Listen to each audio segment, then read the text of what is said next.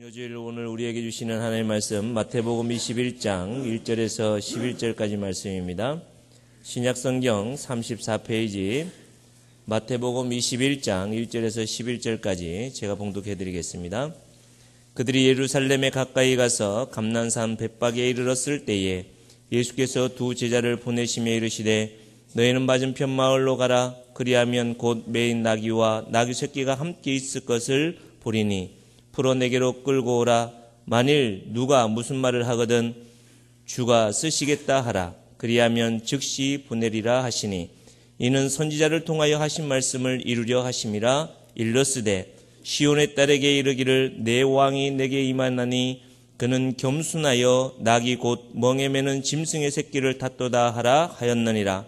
제자들이 가서 예수께서 명하신 대로 하여 나귀와 나귀 새끼를 끌고 와서 자기들의 겉옷을 그 위에 얹음에 예수께서 그 위에 타시니 무리의 대다수는 그들의 겉옷을 길에 펴고 다른 이들은 나뭇가지를 베어 길에 펴고 앞에서 가고 뒤에서 따르는 무리가 소리 높여 이르되 호산나 다윗의 자손이여 찬송하리로다. 주의 이름으로 오시는 이여 가장 높은 곳에서 호산나 하더라. 예수께서 예루살렘에 들어가시니 온 성이 소동하여 이르되 이는 누구냐 하거늘 무리가 이르되 갈릴리 나사렛에서 나온 선지자 예수라 하니라. 오늘은 고난주일, 또 종료주일이기도 하는데 오늘은 우리가 읽은 말씀을 통해서 호산나를 외칩시다 이렇게 제목으로 함께 은혜를 나누고자 합니다. 한번 같이 따라하겠습니다. 호산나를 외칩시다. 1969년 7월 21일 11시 56분 20초에 미국의 아폴로 11호가 달에 착륙을 했습니다. 이 순간에 미국의 당시 37대 대통령이었던 닉슨 대통령이 방송 연설을 이렇게 축하를 했습니다. 지금 인류 역사상 가장 위대한 순간입니다. 참으로 온 인류와 모든 나라가 함께 감탄하는 역사적인 순간입니다. 이렇게 축하 인사를 했습니다. 물론 인류가 달에 첫 발을 내딛는 순간은 역사적으로 뜻깊은 순간임에는 틀림이 없습니다. 그러나 과연 인류가 달에 첫 발을 내딛는 순간이 인류 역사상 가장 위대한 순간이었을까? 또한 인류의 삶이 사람이 달에 발을 내딛는 순간에 획기적인 행복이 이루어졌느냐? 또 우리 인생이 문제가 해결되어졌느냐? 그런 것은 없다고 생각합니다. 그래서 그 당시에 위대한 전도 목사였던 빌리 그레엄 목사님이 이렇게 축하 메시지를 기억하면서 이렇게 말했습니다. 인류 역사상 가장 위대한 순간은 인간이 달에 착륙한 그 순간이 아니라 하나님이 사람의 몸을 입고 이 지구상에 오신 그 순간입니다. 이렇게 말을 했다고 합니다. 옳습니다. 이 세상에 참으로 역사적인 순간은 예수 그리스도가 사람의 몸을 입고 이 세상에 오신 순간이라고 봅니다. 이때부터 인류의 구원의 길이 열렸고 인간의 가장 궁극적인 문제가 해결되는 길이 열려진 줄로 믿습니다. 오늘 우리가 읽은 성경 본문은 예수님께서 예루살렘 입성하시는 장면을 소개하고 있습니다. 오늘 본문에서 이 장면이야말로 또 하나 인류 역사상 위대한 순간이 아닐 수가 없습니다. 그 이유는 예수님께서 예루살렘에 입성하심으로 실제로 십자가를 통한 구원의 길이 열렸기 때문인 것입니다. 부활을 통한 위대한 승리의 길이 이때 비로소 열렸기 때문입니다. 오늘 본문을 비롯해서 복음서에 네 곳에서 예수님이 입성하신 사실을 기록하고 있습니다. 이 내용들을 정리해보면 이렇습니다. 유월절이 시작이 되었습니다. 이스라엘 백성들은 이 1년의 절기 지키는 부분을 귀중하게 생각하고 유월절은 이스라엘 백성들의 애굽에서 탈출한 해방의 날을 기념하는 절기입니다. 그때 예루살렘 성 안에는 각국에 흩어졌던 수많은 유대인들이 유월절을 지키기 위해서 이들이 성 안에 모였을 때는 인산인해를 이루었습니다. 그때 예수님께서 벳박의 근처 마을에서 준비된 나귀 새끼를 타시고 제자들과 함께 예루살렘을 향해서 가고 계셨습니다. 이때 어떤 이들은 자기의 것을 뻗어서 예수님이 가시는 길에 펴었고, 또 어떤 이들은 종려나무 가지를 펴서 길에 폈습니다. 그래서 예루살렘에 예수님이 들어가실 때는 종려나무 가지가 계속 깔려졌고, 그리고 수많은 사람들이 연도에 널려져서 환영을 했습니다. 많은 사람들 손에 종려나무 가지를 흔들면서 예수님 앞에 서서 가고 앞에 뒤따라 따랐습니다. 그러면서 저들은 한 목소리를 질러서 호산나 다윗의 자손이여 찬송하리로다, 주의 이름으로 오시는 이의 가장 높은 곳에서 호산나 하더라. 우리 기독교는 전통적으로 이 사건을 주님의 예루살렘 입성이라, 이 날을 그렇게 불렀습니다. 그리고 예수님의 순환과 부활의 승리를 예고하는 것이라, 이래서 예수님이 예루살렘 입성을 승리의 입성이라 이렇게 부르기도 했습니다. 그리고 이날에는 종려나무 가지를 흔들고 주님을 입성하실 때 대대적으로 환영하셨기 때문에 종려주일이라 이렇게 부르기도 합니다. 또 주님이 고난당하기 위해서 예루살렘에 입성하셨다고 해서 고난주일이라 이렇게 부르기도 합니다. 그래서 교회력에는 종려주일, 고난주일이라 그렇게 기록을 하고 있습니다. 오늘이 바로 그 종려주일이요 고난주일입니다. 특별히 오늘은 이 위대한 순간에 저 예루살렘 연도에 널려 서서서 예수님 입성하심을 환영하며 그리고 대대적으로 함성을 터뜨렸던 이 함성을 우리 하나님께서 오늘 우리에게 주시는 말씀 호산나 하면서 외침의 의미가 뭐냐 하는 것을 여러분들에게 말씀을 드리겠습니다. 첫째는 이스라엘 백성들이 예수님이 예루살렘에 입성하셨을 때에 군정들이 호산나 다윗의 자손이여 외침은 우리를 구원을 위해서 오신 그 예수님을 기다렸다는 외침입니다. 우리를 구원하시기 위해서 오신 예수님이여, 이 예수님을 기다렸다는 외침이다 하는 것입니다. 오랜 세월 동안 이들은 메시아를 기다렸습니다. 특히 나라를 잃어버리고 로마의 지배를 받았던 당시에는 그 기다림이 더욱 간절했다는 것입니다. 어서 메시아가 와서 자기들을 구원해 주기를 간절히 기다렸던 것입니다. 다윗이 나라를 다스릴 때의 그 능력에 그 훌륭한 왕이 오셔서 우리를 구원해 주시옵소서. 그러니까 다윗이 후손으로 그리스도가 오실 것이라는 것을 이미 성경을 통해서 배운 이들은 메시아가 오실 것이라는 기대를 가지고 있었던 것입니다. 분명히 예언서들은 다윗의 후손 가운데 메시아가 오실 것을 믿었기 때문에 다윗의 자손 예수여라고 외칠 수가 있었습니다. 저들은 그렇게 기다렸던 구원의 날이 눈앞에 보이는 것만 같았습니다. 그토록 힘겹게 자기들을 짓눌렀던 무거운 짐을 벗어버릴 수가 있었다는 것입니다. 그래서 목이 터져라 호산나를 부르고 있는 것입니다. 누가복음 19장을 보면 재미있는 장면이 기록이 되어져 있는데 사람들은 이러한 열렬한 환영을 보고 있던 바리새인들 가운데 한 사람이 예수님께 이렇게 말씀을 했습니다. 선생님이여, 당신들의 제자를 책망하소서. 그렇게 했습니다. 그 이유는 예수님께서 저렇게 하늘을 찌를 듯한 인기를 이렇게 한 몸에 독차지하게 되어지면 자기들이 누렸던 지도자의 기득권을 하루아침에 이룰 것 같으니까 두려웠던 것입니다. 그래서 행여라도 로마 당국이 이 사실을 알게 될 때 받게 될 보복을 두려워했던 것입니다. 이때 예수님께서 이렇게 대답했습니다. 만일 이 사람들이 소리를 지르지 아니하면 저 돌들이 메시아의 오심을 외칠 것이다. 그렇게 한마디로 막았습니다. 저들의 외침은 누구도 막을 수 없는 외침이라고 했습니다.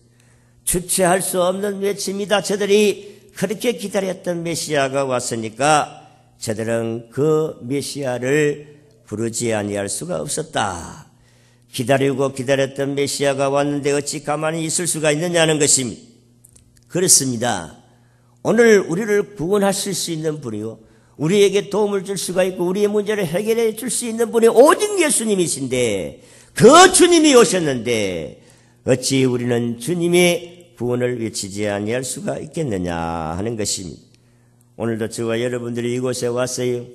오늘도 주님께 오면 주님께서 계시고 우리의 소원을 이루시고 응답하시는 주님을 기다리다가 오늘 이 성전에 온 줄로 믿습니다. 주님이 이곳에 계시고 오늘 주님이 우리 예배를 받으시고 오늘도 우리의 기도를 들으시고 우리의 소원을 이루시고 우리의 모든 아픈 부위를 치료하시는 능력의 주님을 믿고 우리는 주님께 온 줄로 믿습니다. 그래서 호산나 다윗의 자손이여, 호산나라는 말씀은 오 구원하소서 그런 뜻입니다. 그러니까 우리가 하나님 앞에 나올 때마다 주님이 계셔서 오늘도 우리를 위로하시고 싸매어주시고 치료하시는 우리의 문제를 해결해 주시는 주님을 믿기 때문에 오늘도 호산나 다윗의 자손이여 외칠 수 있게 되는 것입니다. 두 번째 호산나 외침은 간절한 구원의 외침입니다. 우리 주님이 오셔서 우리를 구원하실 것이라는 기다림과 또 이제 오셨으니까 우리를 구원해 주소서라는 외침이라는 것입니다. 끊임없이 이스라엘 백성들은 참 주변의 강대국의 침략을 많이 받아왔습니다. 그리고 지금도 로마의 지배를 받고 나라를 잃은 그런 나라입니다. 그러니까 얼마나 저들은 그들이 나라를 구원한 것이 간절했겠습니까? 남쪽으로는 역사적으로 온 이집트와 그리고 북쪽으로는 바벨론과 아수르와 페르시아와 그리스와 그리고 지금에 와서는 로마의 속국이 되어서 나라를 잃어버린 백성으로 참담한 삶을 살고 있었던 것입니다. 나라를 잃어버린 백성이 그 차별과 홀대는 말로 다 표현할 수가 없습니다. 우리는 이미 일본에 36년 동안 식민지 생활을 했기 때문에 그런 부분을 잘 이해할 수가 있습니다. 속국이 되니까 세금도 많이 바치라고 하고 그리고 농사를 지어도 다 빼앗아가고 그리고 말도 다 빼앗기고 우리에게는 주권이라는 것이 하나도 없습니다. 한일 합방을 통해서 우리는 주권을 다 일본에게 빼앗기고 우리에게는 권리가 없어요. 그래서 우리 조상들의 이야기를 들어보면 일본 앞잡이들이 일본 사람들을 데리고 와서 저 아무개 집에는 이번에 농사를 얼마큼 지었는데 얼마큼 바치고 어느 곳에 뱃더미를 갖다가 이만큼 땅을 파고 숨겨놨으니 그것을 파보면 나올 것이라. 그래서 일본 사람들이 이제 이 한국 사람의 앞잡이를 데리고 다 집집 받아가지고 쭉 쳐가가지고 푹푹 주시면 거리 배가 놓으면 그걸 파가지고 가져가고 이러니까 백성들의 그 고통은 말로 다 표현할 수가 없습니다. 로마 식민지로 사는 이스라엘 백성도 역시 마찬가지입니다. 우리는 이런 아픔들을 가지고 있기 때문에 이들이 지금 당하고 있는 이 아픔을 우리가 이해할 수가 있다 이런 말씀입니다. 그러나 이제 이 후손들이 이것을 알지를 못하기 때문에 우리는 역사를 계속해서 가르쳐야 되는데 지금 역사를 가르치지 않은 이 나라가 앞으로 희망이 어떻게 되겠는가 하는 것을 생각하게 되어집니다. 역사가 있어야 돼요. 우리나라의 역사를 아픔의 역사도 있어야 되고 부강한 역사도 있어야 되고 역사를 바로 써서 바로 가르쳐야 되는데 지금 잘못된 부분이 너무 많습니다. 여러분 오죽했으면 우리 조상들이 일본 사람들을 향해서 저 능지처참할 놈들 이렇게 했겠느냐 하는 것입니다. 저는 우리 정조 할머니를 통해서 이런 이야기를 들어서 저 일본 사람들 능지처참할 놈들이라고. 여러분 얼마나 나라를 빼앗긴 슬픔과 아픔이 강했는지를 우리가 이해할 수가 있습니다. 그리고 정말 참기 힘든 것은 종교적으로도 통제를 받았습니다. 하나님을 믿는 하나님의 백성들이 하나님을 마음대로 섬길 수 없도록 했으니까 그 아픔은 어찌 말로 다 표현할 수가 있겠습니까? 즉 북한도 역시 마찬가지로 하나님 섬기는 사람 다 잡아가니까 얼마나 고통스럽겠어요. 그 당시에도 성전 담장 옆에 로마 군인들이 주둔하고 있었습니다. 높은 망대 위에서 하루 종일 성전을 감시하고 있습니다. 하나님 백성으로 도저히 참기 없는 수치였던 것입니다. 그래서 이제 예수님이 메시아로 임하시니 이 모든 무거운 짐을 벗겨달라고 호소하는 것입니다. 호산나 다윗의 자손이여, 다윗의 자손으로 오신 구원자시여 우리를 이 악한 무리에서 구원해달라는 간절한 외침이라는 것입니다. 자기들을 이 고난의 수렁에서 건져낼 분은 메시아이신 당신밖에 없습니다. 여러분 그래서 호산나 호산나 구원해 주소서 구원해 주소서. 오늘 우리 성도들도 주님 앞에 나올 때 이런 간절한 부르짖음이 있어야 할 줄로 믿습니다. 여러분 이 세상 살다가 감당하기 힘든 무거운 인생의 짐을 지고 갈 수가 있습니다. 이런 짐을 지고 하나님 앞에 나왔을 때 우리는 주여 구원하소서 주여 구원하소서 주여 은혜 주소서 주여 능력 주소서 주여 응답하소서 주여 축복하소서. 여러분 아마 여러분은 좀 답답하고 그리고 참 이 긴박함이 없는 것 같아요. 우리 금요일 나와서 주여 이렇게 외치는데 보면 별로 그렇게 도와달라는 그런 간절함이 없는 것 같아. 진실로 간절하면 소리 지르지 말라 해도 소리 지를 수밖에 없어요. 주여 살려주세요 주여 살려주세요. 아니 말하지 말아라 해도 소리 지르지 말아라 해도 소리 지르지 아니할 수가 없어요. 그러면 여기 금요일날 여기 나와서 기도할 때에 좀 소리를 질러가지고 부러지실 때 이 하늘이 뭐 소리 지른다고 해서 천장이 떠나가겠어요? 여러분 누가복음 18장 오늘 예수님께서 길 가시다가 참 간절한 소원을 가진 참 눈어둔 소경한 사람을 만나 성경은 바디메오라고 했어요. 이 바디메오는 예수님이 지나간다는 소리를 들렸습니다. 갑자기 예수님이 지나가는 소리를 듣고 그는 다윗의 자손 예수야 나를 불쌍히 여겨주소서 이렇게 외쳤더니 주위에 있던 사람 시끄럽다 시끄럽다고 막아도 그것을 누가 막을 수가 있겠습니까? 나에게 찾아온 한 번 기회를 어떻게 놓칠 수가 있겠느냐 이 말이. 그래서 주여 살려주소서 주여 살려주소서. 그랬을 때 주님이 그 소리를 들으시고 이리 데리고 오느라고 했습니다. 그때 이 사람이 더 큰 소리로 다윗의 자손이여 나를 불쌍히 여겨주소서. 그때 예수님께서 네가 무엇을 하기에 주기를 원하느냐 내가 네게 무엇을 주기를 원하느냐 그랬을 때에 그 소경은 주여 내가 포기를 원하나이다. 그러니까 주님이 이 사람아 네 믿음이 너를 구원하여 졌느니라.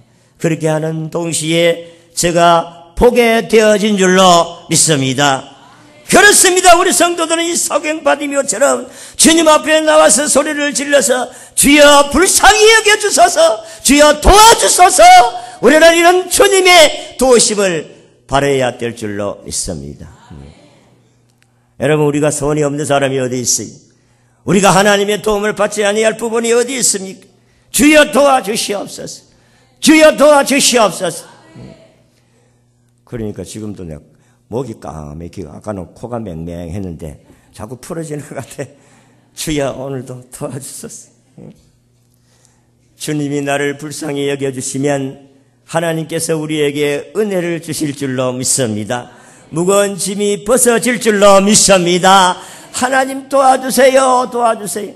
나는 예수를 믿고 난 후부터 나는 이렇게 기도를 우리 고신교단은 정말로 지죽은 듯이 기도할 때 남이 부스럭 몸만 움직여도 부스럭 할 정도로 그렇게 새벽 기도가 조용했어요. 그래서 나는 처음에 예수를 믿고 은혜를 받고 나는 혼자 예수 믿으니까 얼마나 답답하겠어요. 구원받은 은혜도 고맙고 그래서 막 내 정확하게 소리를 내서 그렇게 또록또록 하면은 다른 사람이 들을까 싶어 주여 주여 이렇게. 왜냐하면 내 기도 소리가 다른 사람 방해된다 싶어가지고 그래도 주여 주여. 그럼 하루는 어떤 사람이 어떤 집사님 야, 그 선생님 너무 그렇게 시끄럽게 하지 마라. 다른 사람 기도 방해된다. 그 선생님. 여러분 답답하면 여러분들이 소리를 지를 수가 있어요. 지를 수밖에 없잖아요. 저는 아무도 없어요. 백도 없고 능력도 없고 오직 나만 예수 믿는 사람인데 그 하나님 도와주세요. 하나님. 그런데 그렇게 기도하가 어느 날 하나님께서 깨달음을 주셨는데 하나님은 네 아버지다 그러는 거예요. 야, 내가 성경을 읽었다가 하나님이 네 아버지다, 너는 아버지라고 불러라. 그래, 하나님이 내 아버지라는 것을 내 마음에 확 들어오는 순간에 야, 나는 부자구나, 이걸 깨달았어요. 왜냐하면 우리 하나님은 하늘과 땅을 만드신 분이고 사람을 창조하신 분이고 하나님은 없는 것도 있게 하시고 안 되는 것도 되게 하시고 하나님께서 모든 것을 하실 수 있는 능력에 전능하신 분인 것을 내가 깨닫고 하나님 감사합니다, 나는 부자다. 여러분, 이게 깨달음이 와야 돼. 이게 은혜라는 거예요. 그래서 참 은혜를 그때는 받을 때예요. 그때는 그런 은혜 속에 있을 때는, 지금은 그런 부분이 좀 약해진 것 같아. 그래도 그때의 은혜는 지금도 간직하고 있는 줄로 믿습니다. 그 이상하게 기도만 하면 막 척척척척 응답이 되고 모든 게 다 일사천리로. 이야, 그게 예수 믿는 맛이다. 신바람 나는 예수 믿는 게. 주위는 아무것도 없는데 손에 잡힌 것도 없고 가진 것도 없고, 응? 그럼에도 불구하고 걱정이 없고, 응? 우리 하나님께 나오면은 주님이 오늘도 우리를 구원하시고 불쌍히 여겨서 여러분을 도와주실 줄로 믿습니다. 다윗의 자손이여 호산나, 우리를 구원해 주소서. 오, 구원하소서. 그래서 하나님 앞에 나와서 답답하면 호산나 다윗의 자손이여 나를 불쌍히 여기소서, 그럼 하면 돼. 예, 우리 형편 다 아니까. 다윗의 자손 예수여 나를 불쌍히 여겨 주소서. 따라합시다. 다윗의 자손 예수여 나를 불쌍히 여겨 주소서. 호산나 다윗의 자손 예수여 나를 불쌍히 여겨 주소서. 마지막으로 호산나 외치면 하나님께 드리는 찬양입니다. 오늘 9절에 보니까 호산나 다윗의 자손이여 찬송하리로다. 주의 이름으로 오시는 이의 가장 높은 곳에서 호산나 하리로다. 호산나, 오 구원하소서, 주님 영광 받으시옵소서. 그런 의미가 거기에 있는 것입니다. 시편 118편 25절에서 26절 말씀을 인용한 말씀인데, 여호와여 구하옵나니 이제 구원하소서. 여호와여 우리가 구원하옵나니 이제 행통하게 하소서. 여호와의 이름으로 오는 자가 복이 있으며 우리가 여호와의 집에서 너희를 축복하였도다. 이것은 할렐 찬양이라고 축제 찬양 가운데서 하나입니다. 그러니까 당시 이스라엘 백성들이 갑자기 노래를 지어 부른 것이 아니고 메시아의 오심을 기다리며 불렀던 예배 찬양, 순례의 노래 가운데 하나로 불렀던 것입니다. 호산나 다윗의 자손이여. 우리 찬양 가운데서 이런 찬상의 가사가 있지 않습니까? 그러니까 그 당시에는 이 부분을 가지고 하나님의 찬양을 올렸다는 것입니다. 호산나 다윗의 자손이여 찬송을 받으시옵소서. 그 노래의 내용을 자세히 보면 세 부분으로 나눌 수가 있습니다. 첫째는 호산나 다윗의 자손이여라는 것은 예수님께서 왜 이 땅에 오셨는지 그 내용을 정확하게 이해하고 부른 찬양이다. 구원하러 오셨다는 것이고, 그리고 두 번째는 찬송하리로다 하는 것은 주의 이름으로 오시는 이 부분은 주님의 이름으로 오시는 이 찬양을 받으시옵소서라는 의미고, 그리고 주라는 말은 당시에 왕이다, 하나님이라고 지칭하실 때 쓰는 말씀입니다. 그러니까 예수님을 왕으로 높이시고 찬양을 드렸다. 호산나 다윗의 자손이여 왕으로 오신 이여 왕이신 주님이 찬양을 받으시옵소서.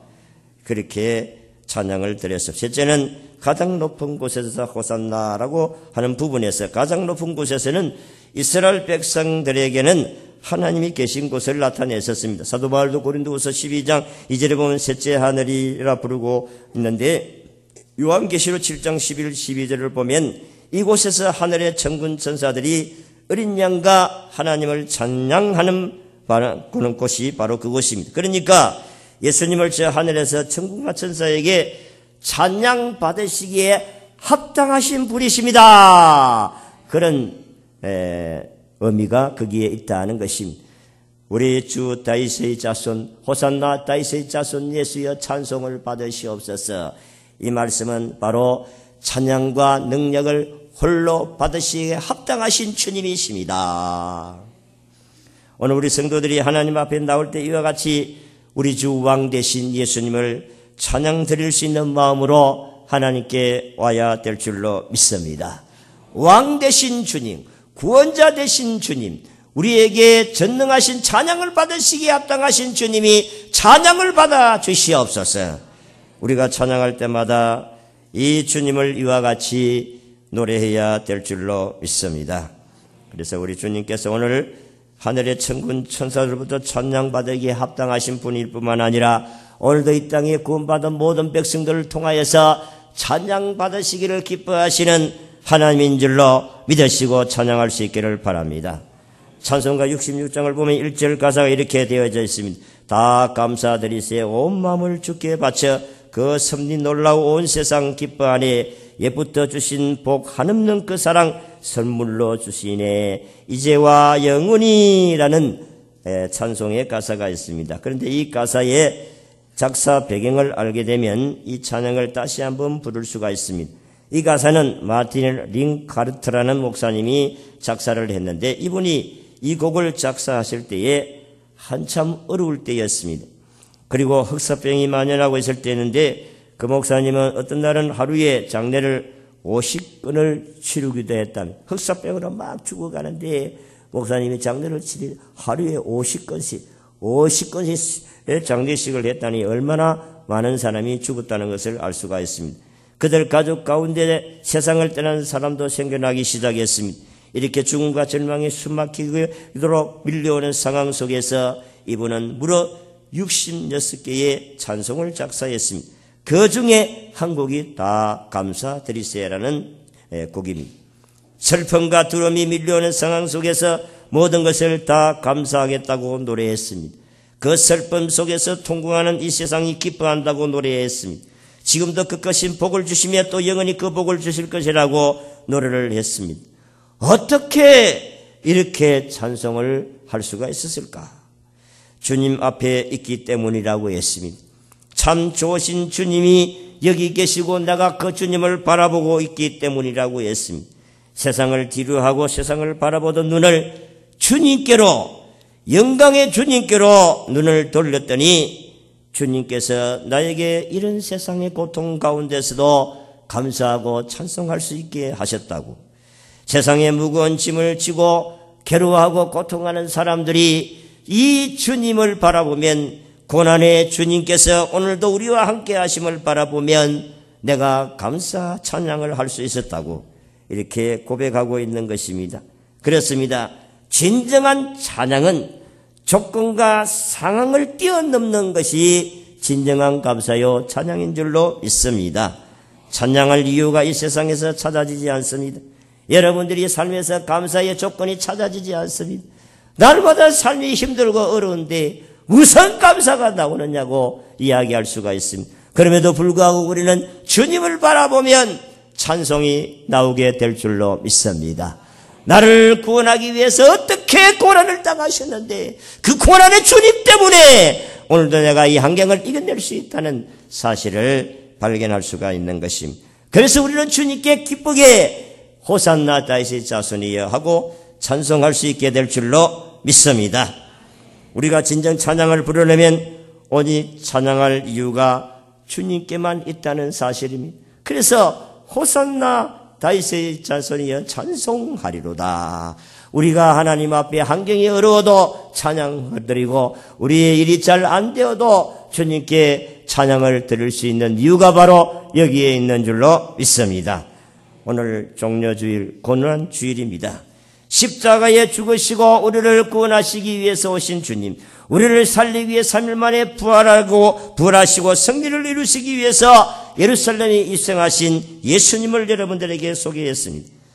우리는 그 예수님 앞에 호산나 다윗의 자손이여 외칠 수 있는 것은 우리를 구원을 위해서 이 세상에 오시는 분이라는 것을 기다렸던 사람들의 외침이라는 것입니다. 그리고 우리의 소원을 이루어 주시기를 간절히 소원하는 외침이다. 그래서 주여 구원하소서 우리는 외쳐야 하나님의 도움을 받게 될 줄로 믿습니다. 그 구원의 주님께 환경을 초월해서 그 주님이 구원의 주님을 생각하며 찬송하며 영광 돌리며 살아갈 수 있기를 주의 이름으로 축원합니다. 기도하겠습니다. 주여 감사합니다.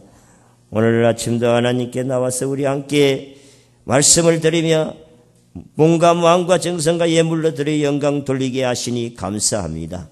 주여, 우리는 연약합니다. 하나님께서 우리를 구원해 주소서. 우리에게 능력 주소서. 우리에게 환경을 이길 수 있는 힘을 주소서. 호산나 다윗의 자손이여, 오늘도 주님 앞에 찾아온 주의 백성들을 만나 주시옵소서. 저들의 소원을 이루어 주시옵소서. 더러운 병마가 떠나가고 악한 사단의 권세가 물러가고 지하 가운데 있는 자들이 회개하는 역사가 일어나서 구원의 즐거움에 동참하게 하옵소서. 오늘도 온종일 함께 하시기를 원하옵고 예수님 이름으로 기도하옵나이다.